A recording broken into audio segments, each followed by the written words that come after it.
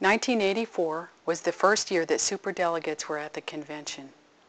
So who are the superdelegates? Do you know these people?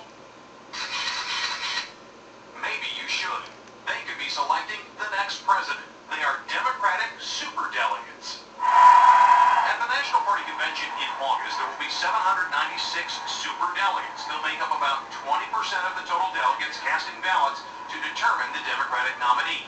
This special category of delegate was created in '84 when Walter Mondale was the nominee. The idea, in part, was to make sure party leaders were always guaranteed to be at the nominating convention. DNC rules stipulate that the superdelegates can vote for any candidate, even if that's not the original candidate that they endorsed. We received a number of questions about superdelegates on our website.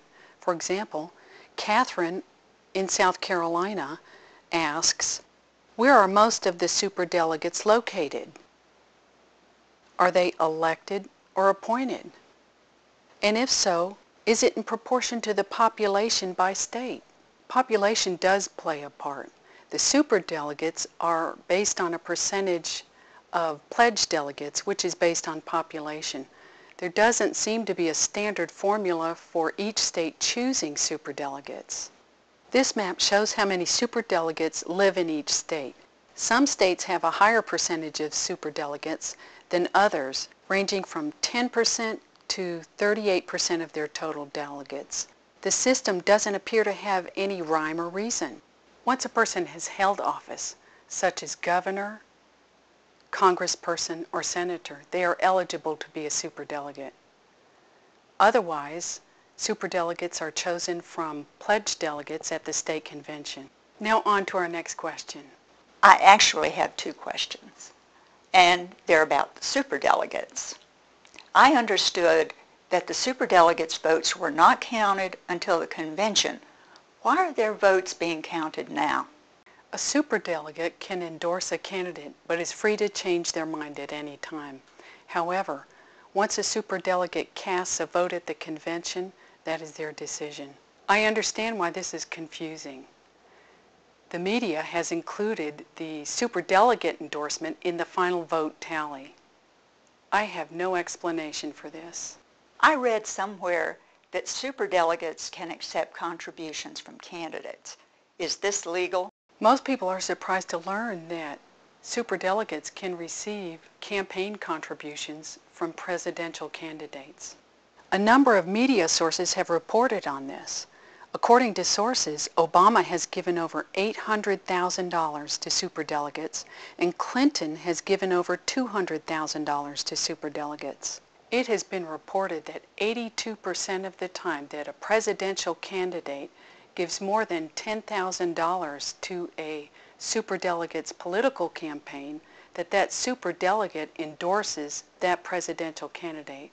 Since we're on the subject of money, here's a question regarding lobbyists and PAC money. There's all this hype and hoopla about candidates taking money from lobbyists and from PACs. The question then arises, what's the difference between the two? A lobbyist is a paid individual on behalf of a special interest group that urges lawmakers to support or oppose legislation. PAC stands for Political Action Committee. PACs have been around since 1944, and their purpose is to raise money to elect or defeat candidates. PACs can contribute $5,000 per election to a candidate, $5,000 annually to any other PAC, and $15,000 annually to any national party. The candidates have made a lot of comments about PACs and lobbyists. Which Democrat has never taken a dime of campaign money from Washington lobbyists? John Edwards is the only one. I'm Barack Obama. I don't take money from oil companies or Washington lobbyists. Will you continue to take money from lobbyists? Yes, I will. I will, because you know, a lot of those lobbyists, whether you like it or not, represent real Americans. They actually do. They represent nurses. They represent, social workers. They represent corporations that employ a lot of people. For the record, there is a law on the books that's been on the books for more than a century that prohibits corporations from donating to presidential candidates. However, Individuals within the corporation may donate. For example, eBay may not make a contribution to a political campaign. However, the CEO and employees individually may contribute to the campaign and bundle their money. How do the candidates weigh in? For our purposes, we will use Obama and Clinton for example. As of June, Obama has raised $339.2 million. $115,000 of that money has come from lobbyists. Obama says he does not accept money from lobbyists or PACs. However, he has accepted money from the spouses of lobbyists, business partners of lobbyists, ex-lobbyists, and state lobbyists. Clinton has raised a total of $233 million. She accepts money from state lobbyists up to the maximum of $2,300. With all that money, you might think that this has been a smooth campaign. Nothing has been further from the truth. Sir, you have to give me his accomplishments. You've supported him for president. You're on national television. Well, name his legislative accomplishments, Barack Obama, sir. Well, I'm not going to be able to name you specific Can you name any? items of legislative Can you name anything he's accomplished as a I'm not going to congressman? be able to do that tonight. Let's just get everybody together. Let's get unified. The sky will open. The light will come down.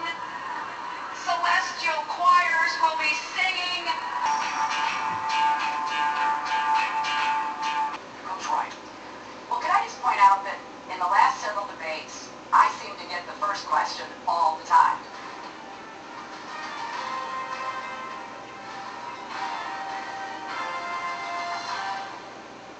In my White House, we will know who wears the pantsuits.